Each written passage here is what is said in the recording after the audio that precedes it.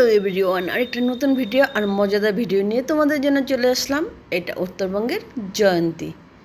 তো গেছিলাম একটু ঘুরতে, কারণ এখন আর ঘুরতে গেলে পয়সা দিতে হচ্ছে না। আগে প্রচুর পয়সা লাগতো, মানে ধরো ঘুরতে গেলে মাথা গরম, মানে লোকের থেকে পয়সা বেশি। মোটামুটি ধরো যদি তুমি যে গাড়িটাই নিয়ে যাও, সেই গাড়ির পিছনে একটা 480 টাকার মতো থাকতো, একজনের পেছনে 180 টাকা করে লাগতো। মানে 4-5 জন গেলে একটা মোটা টাকা খরচা হতো। তো এখানে শিব মন্দির আছে, যে শিবকে পুজো দিচ্ছে, সব হনুমানগুলো ওখানেই বসে আছে। আমাদের জয়ন্তী আগে আসতে গেলে পয়সা লাগতো, বাট এখন আর পয়সা লাগে না। দেখো কি সুন্দর।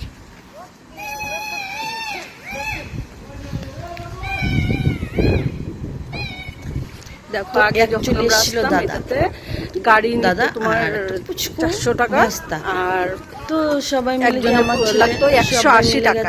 মানে তুমি 4 জন আসো 5 জন আসো, মনে হচ্ছিল কিন্তু মানে সেদিনটা ওখানে কাটাই। বাট এটা একটা এমন জায়গা, এটা মমতা দিদি করেছে, থাকতে পারবে না, মানে হোটেল টাকা নেওয়া যাবে না। আর যেহেতু আমাদের বাড়ির কাছে না, ওই প্রয়োজনটাও হয় না। বাট ধন্যবাদ, সারাটা দিন কাটাতে পারলে খুব ভালো লাগে। এটা হচ্ছে পাহাড়টা, মানে সে নদীর থেকে শুরু হলো পাহাড়টা, বক্সা। ওই দেখো বক্সা ফোর্ট, ওই পাশটা বক্সা বলো, তারপরে তোমার গিয়ে যে নেতাজির জেলখানা আছে ওই পাশটাতেই আছে। বাট এদিক দিয়ে কিন্তু যেতে পারবে না, ওটা যেতে হবে তোমার একটু ঘুরে। তো যাই হোক, নদীতে এরা খেলতে খেলতে পড়েও গেছে, স্নান করে নিয়েছে একবারে।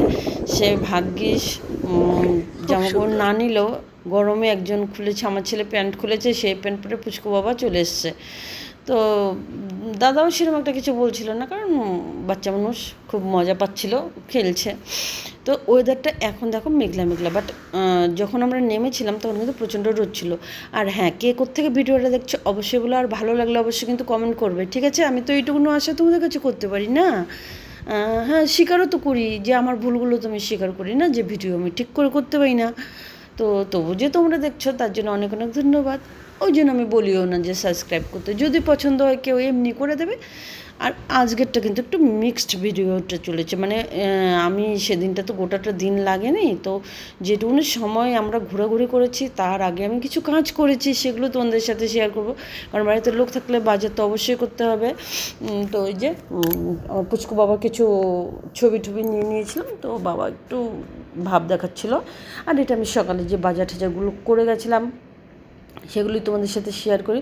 যদিও আমার জানা ছিল না দাদা আসবে, দাদা হঠাৎ করে ফোন করে বললো আমি বাবাকে নিয়ে আসছি, বাবার স্কুল ছুটি হয়ে গেছে। তো আমি বললাম ঠিক আছে আয়। তো ততক্ষণে তো আমার হয়েই গেছে।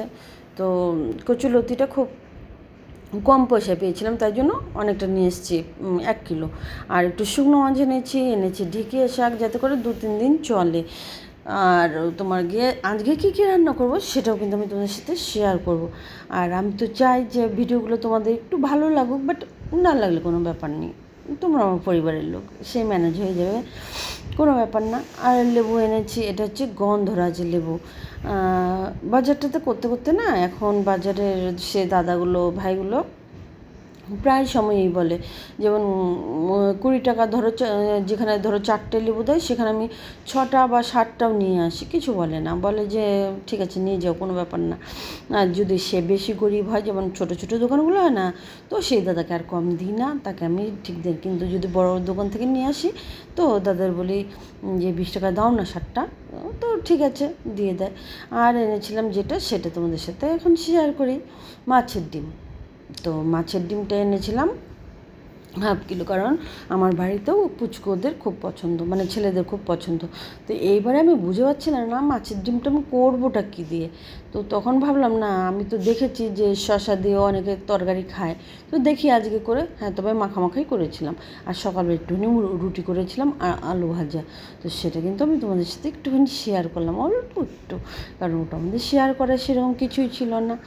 তো এই যে এই করে রান্নাগুলো করলাম। আর পুজো খুব দুষ্টুমি করছিল, খুশিতে আর কি, মামা আসবে ভাই আসবে খেলতে পারবে। তো আমি বললাম দাঁড়া তোর ভিডিও করে আমি দেখিয়ে দেবো লোককে তুই কেমন অত্যাচার করিস বাড়িতে। তো আবার পালালো।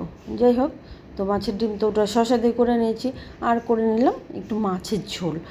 আর আমি না ঠিক বুঝতে পারিনি মাছের ঝোলটাতে না কাঁচা লঙ্কা দিয়েই করেছি, বাট ঝাল হয়ে গেছিলো বেশ একটা। মানে ওর দাদা ওরা কিন্তু এতটা ঝাল খায় না, আমরা যতটা খাই। আমি তো কখনো কখনো কী করি, লঙ্কা এমনি দিয়ে দিই, পরে আমি চটকে নিই, কিন্তু পুজোদের আর অসুবিধা হয় না। আর আজকে মাছের ঝোলটা এই জন্যই ইউনিক তোমাদের বললাম, আমি এই জন্মে করিনি ওই লতি দিয়ে মাছের ঝোল, সেটা করেছিলাম। তবে আমার খুব ভালো লেগেছে, কারণ যদিও আমি এটাতে রসুন দিইনি, নর্মালি যেরকম মাছের ঝোল হয় না পেঁয়াজ বাটা বা কিছু দিয়ে, তো সেটাই করেছি জিরে টিরে দিয়ে। তো এই হলো আমার ভিডিও, চলো টাটা, ভালো থেকো।